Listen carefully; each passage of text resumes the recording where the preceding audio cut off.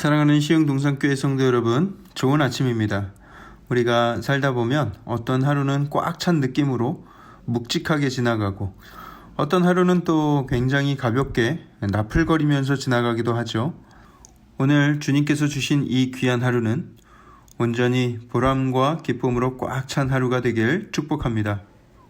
오늘 2021년 4월 9일 금요일 시동을 위한 메시지 지금 시작합니다.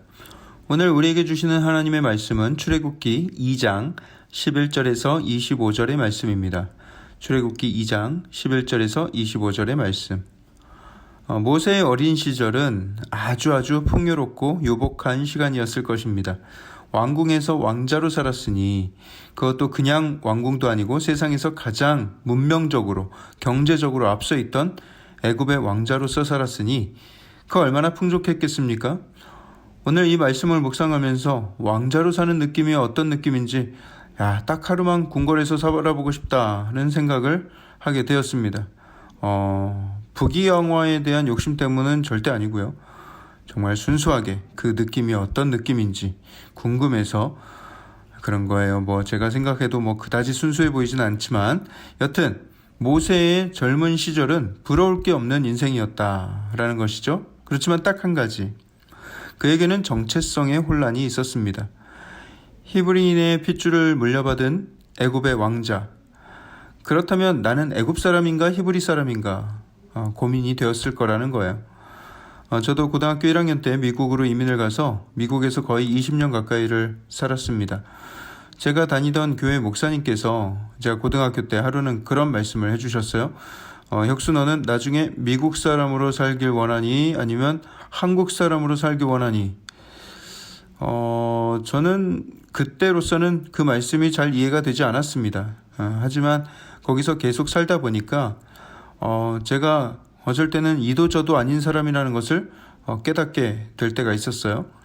지금 제가 한국에 다시 역이민 와서 10년 가까이 지내다 보니까 지금은 완전히 한국 사람 같죠?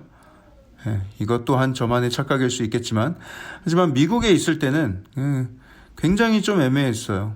생각하는 방식이나 삶의 스타일이 한국 사람과는 많이 다르고 그렇다고 또 완전히 미국 사람 같진 않고 그나마 저는 머리가 많이 자라서 갔기 때문에 한국인으로 살기로 결심을 했다지만 저보다 어린 시절에 미국으로 이민 갔던 친구들 중에는 정말 심각하게 자기가 어디에 속해서 살아야 할지를 몰라서 고민하는 경우가 많았습니다. 아마 지금 모세의 상황은 더 심각했던 것으로 보이죠. 밖에 나갔는데 한 사람이 다른 한 사람을 죄송합니다. 성경에는 그런 과격한 표현이 나오지 않죠. 성경을 너무 깊이 묵상하다 보면 이런 실감나는 표현이 나올 수가 있는 거예요. 여러분 이해해 주시고요. 자, 한 사람이 다른 한 사람을 심하게 때리고 있었습니다. 아니 우리 사람이 맞고 있잖아. 자, 여기서 모세가 말하는 우리 사람이란 누구일까요? 네, 히브리 사람입니다. 모세는 히브리 민족 쪽으로 자기의 정체성을 기울인 듯 보입니다. 그래서 그 맞고 있는 히브리 형제를 돕기 위해서 좌우를 살피죠. 그리고 주변에 사람이 있나 없나 확인을 하고 가서 그 때리던 애굽 사람을 응징을 하는데 너무 세게 응징을 했어요. 적당히 응징을 해야 되는데 그래서 자기의 힘이 얼마나 센지 잘 컨트롤이 안 됐던 것 같아요. 너무 때리다 보니까 그 애굽 사람이 죽었습니다. 화가 나서 한참을 때렸는데 때리다 보니까 죽어 있는 거예요. 그래서 재빨리 그 시신을 모래 속에 감추었어요.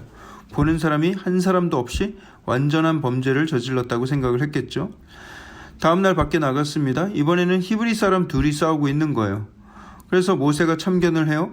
아하, 거기 동포끼리 왜 싸우시오? 하면서 말리는데 거기에 이빨 센 사람이 걸렸어요.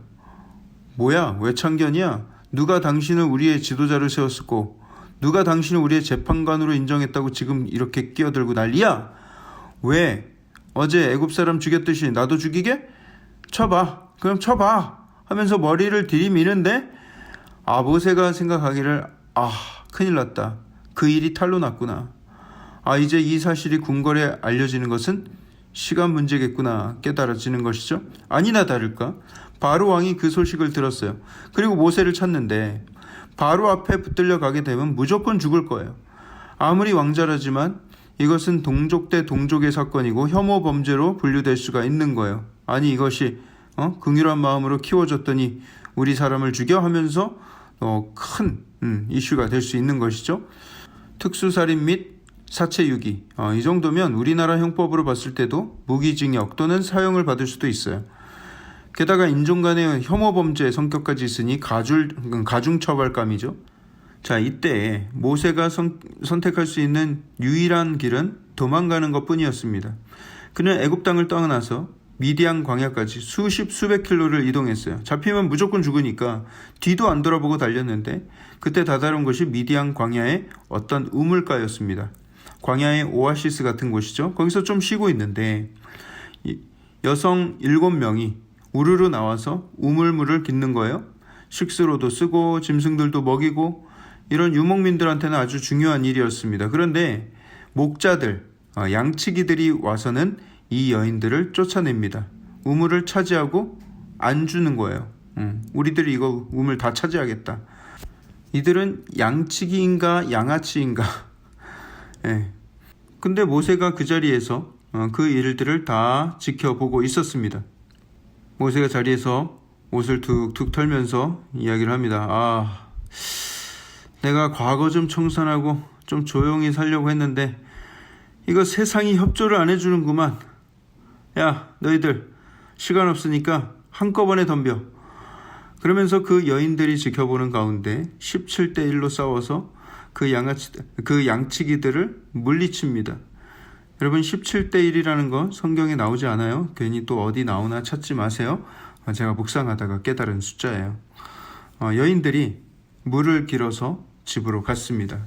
그리고 자기 아버지에게 우물가에 있었던 일을 이야기를 하죠. 그러자 그 아버지가 딸들을 나무랍니다. 아니 그 사람은 어디 있냐?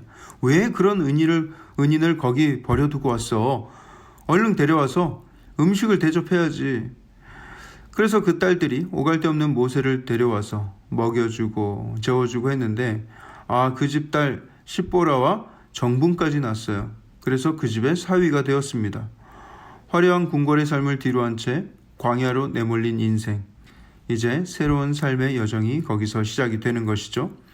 모세는 십보라에게서 아들을 낳았는데 그 아들의 이름을 게르솜이라 지었습니다. 게르는 나그네라는 뜻이고 솜은 거기라는 뜻입니다. 그러니까 게르솜이라는 이름의 뜻은 내가 거기서 나그네 되었다라는 뜻이에요. 아들의 이름을 가지고 자신의 처지를 표현하고 있습니다. 애굽에서 왕자로 지내면서도 늘 이방인과 같은 삶을 살던 그가 자기의 동포에게도 환영받지 못하고 또 먼 광야에 지내면서 자신은 이제 먼 타국에서의 나그네가 되었노라 선언하고 있는 것이죠. 그렇게 모세의 광야는 외로움과 고독함의 시간이었을 것입니다. 새로운 가족이 생겼다지만 절대로 채울 수 없는 그 고독한 목마름이 그에게 늘 있었을 것이 분명합니다. 그렇게 세월은 흐르고 흘러서 여러 해가 지났습니다. 23절에 여러 해가 지났다고 기록되었는데 40여 년의 세월이 광야에서 흐른 거예요. 그리고 드디어 하나님께서 이야기 속에 등장하십니다. 애굽의 왕은 죽었고 당연히 모세의 일도 잊혀질 만큼의 시간도 흘렀죠. 40년이니까요. 공소시효가 지났어도 한참이 지난 것이죠. 이스라엘 자손들은 애굽에서의 고된 노역에 탄식하며 부르짖고 있었고요. 그 소리를 하나님께서 들으셨습니다. 24절을 보세요. 하나님이 그들의 고통 소리를 들으시고 하나님이 아브라함과 이삭과 야곱에게 세운 그의 언약을 기억하셨다 기록하고 있죠.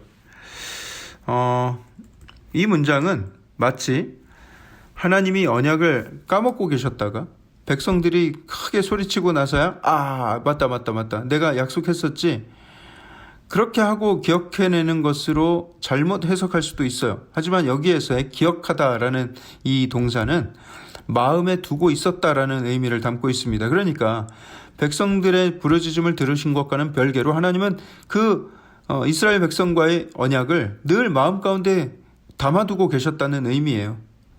그렇죠, 여러분. 하나님이 우리를 잊으실 리가 있겠습니까?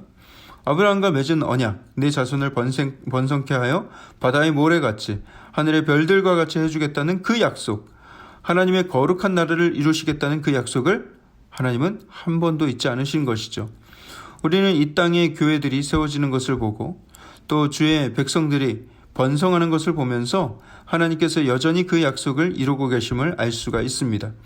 그리고 예수님의 약속, 내가 세상 끝날까지 너희와 항상 함께 있으리라 말씀하신 그 약속도 여전히 하나님의 마음에 두고 계신 줄 믿으시기 바랍니다.